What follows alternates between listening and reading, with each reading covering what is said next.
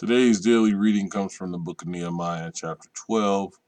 As always stated prior to reading, get to a church that has Bible study or Sunday school where the word can be broken down and shared with you for an easier understanding. Also, get with some friends who break bread and get some understanding from amongst one another. Also, get a Bible that you can read. There's numerous versions from NIV to King James. But most importantly, and above all the things I've said, call upon the Lord. If you knock at his door, he will answer and fill you up with his wisdom. Amen. Nehemiah chapter 12 reads as follows. These were the priests and Levites who returned to Zerubbabel, son of Shealtiel, and with Joshua. Sariah, Jeremiah, Ezra, Amariah, Maluk, Hattush, Shechaniah, Raham, Meremoth, Iddo, Ginnathon, Abijah, Mijamin, Moadiah, Bilgah, Shemadiah, Joarib, Jedediah, Salu, Amok, Hilkiah, and Jedediah. These were the leaders of the priests and their associates in the days of Joshua. The Levites were Jeshua, Benu, Kadmiel, Sherebiah, Judah, and also Mattaniah, who, together with his associates, was in charge of the songs of thanksgiving. Bakbukiah and Unai, their associates, stood opposite them in the services. Joshua was the father of Joachim. Joachim was the father of Elishib. Elishib, the father of Joadah. Joadah, the father of Jonathan. And Jonathan, the father of Jaddua. In the days of Joachim, these were the heads of the priestly families. Of Sariah's family, Meriah. Of Jeremiah's, Hananiah. Of Ezra's, Meshullam. Amariah's, Jehonanim. Of Mulek's, Jonathan. Of Shechaniah's, Joseph. Of Haram's, Adnah. Of Meremoth's, Helikai. Of Iddo's, Zechariah. Of Ginnethon's, Meshullam. Of Abijah's, Zikri. Of Minimin's, and of Moldahai's, Pitel. Of Bilgah's, Shammua. And of Shemaiah's, Jehonathan. Of Jorib's, Mataneh.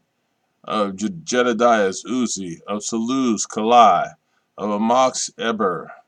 Of Hilkiah's, Hashabiah. Of Jedediah's, Nathaniel. The family heads of the Levites in the days of Elishib, Joadah, Jonathan, and Jaddua, as well as those of the priests, were recorded in the reign of Darius the Persian.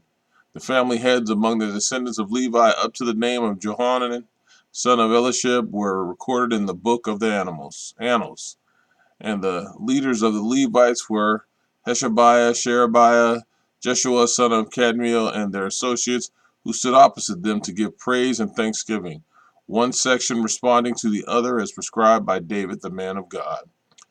Mattaniah, Bakbukiah, Obadiah, Meshullam, Talmon, and Akub were gatekeepers who guarded the storerooms at the gates. They served in the days of Joachim, son of Joshua, and son of Josadak, and in the days of Nehemiah, the governor, and of Ezra, the priest, the teacher of the law.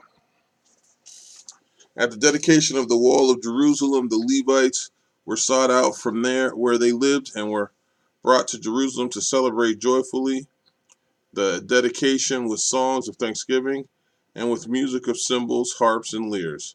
The musicians also were brought together from the region around Jerusalem, from the villages of the Neophilites. I hope I said that right. From Beth Gilgal and from the area of Geba and Asmarveth, for the musicians had built villages for themselves around Jerusalem. When the priests and the Levites had purified themselves ceremonially, they purified the people, the gates, and the wall. I had the leaders of Judah go up on top of the wall. I also assigned two large choirs to give thanks. One was to proceed on top of the wall to the right toward the dung gate. Hoshea, the half-leaders of Judah, followed them, along with Azariah, Ezra, Meshullam, Judah, Benjamin, Shemaiah, Jeremiah, as well as some priests with trumpets, and also Zechariah, son of Jonathan, the son of Shemaiah, the son of Mattaniah, the son of Micaiah, the son of Zakur, the son of Asaph, and his associates, Shemaiah, Azarel, Malaleli, Galili, Mai, Nathaniel, Judah, and Hananiah, with musical instruments prescribed by David, the man of God. Ezra The teacher of the law led the procession. At the fountain gate, they continued directly up the steps of the city of David, on the ascent to the wall, and passed above the site of David's palace to the water gate on the east. The second choir proceeded in the opposite direction. I followed them on top of the wall together with half the people, past the tower of the ovens to the broad wall, over the gate of Ephraim, the Jeshanah gate, the fish gate, the tower of Hanel, and the tower of the 100, as far as the sheep gate. At the gate of the guard they stopped. The two choirs that gave thanks then took their places in the house of God. So did I, together with half the officials, as well as the priests Eliakim, Messiah, Minimin, Micah, Elionai, Zechariah, and Hananiah, with their trumpets, and also Messiah, Shemaiah, Eleazar, Uzziah, Jehanahan, Malchijah, Elam, and Ezer. The choir sang under the direction of Jezariah, and on that day they offered great sacrifices, rejoicing because God had given them great joy. The women and children also rejoiced. The sound of rejoicing in Jerusalem could be heard far away. At that time, men were appointed to be in charge of the storerooms for the contributions, first fruits, and tithes. From the fields around the towns, they were to bring into the storerooms the portions required by the law for the priests and the Levites, for Judah was pleased with the ministering priests and Levites. They performed the service of their God and the service of purification, as did also the musicians and gatekeepers, according to the commands of David and his son Solomon. For long ago, in the days of David of Asaph, there had been directors for the musicians and for the songs of praise and thanksgiving to God. So in the days of Zerubbabel and Nehemiah, all Israel contributed the daily portions for the musicians and the gatekeepers. They also set aside the portion for the other Levites, and the Levites had set aside the portion for the descendants of Aaron. Nehemiah chapter 13. On the day the book of Moses was read aloud in the hearing of the people, and there it was found written that no Ammonite or Moabite should ever be admitted into the assembly of God, because they had not met the Israelites with food and water, but had hired Balaam to call a curse down on them. Our God, however, turned the curse into a blessing.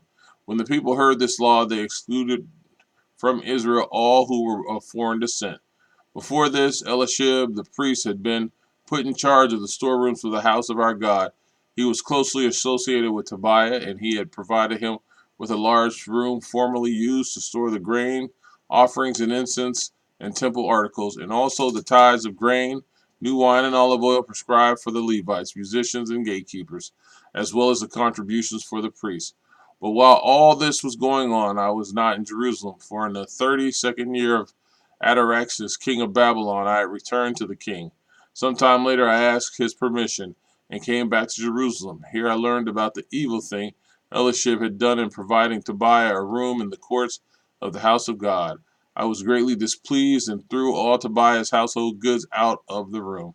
I gave orders to purify the rooms, and then I put back into them the equipment of the house of God, then the grain offerings and the incense. I also learned that the portions assigned to the Levites had not been given to them, and that all the Levites and musicians responsible for the service had gone back to their own fields. So I rebuked the officials and asked them, "Why is the house of God neglected?" Then I called them together and stationed them at their post. All Judah brought the tithes of grain, new wine, and olive oil into the storerooms. I put Shelemiah the priest, Zadok the scribe, and a Levite named Pedadiah in charge of the storerooms, and made Hanan, son of Zakur, the son of Mattaniah, their assistant, because they were considered trustworthy. They were made responsible for distributing the supplies to their fellow Levites. Remember me for this, my God, and do not blot out what I have so faithfully done for the house of my God and its services. In those days I saw people in Judah treading wine presses on the Sabbath, and bringing in grain and loading it on donkeys, together with wine, grapes, figs, and all other kinds of loads. And they were bringing all this into Jerusalem on the Sabbath. Therefore I warned them against selling food on that day. People from Tyre who lived in Jerusalem were bringing in fish and all kinds of merchandise and selling them in Jerusalem on the Sabbath to the people of Judah. I rebuked the nobles of Judah and said to them, What is this wicked thing you are doing, desecrating the Sabbath day?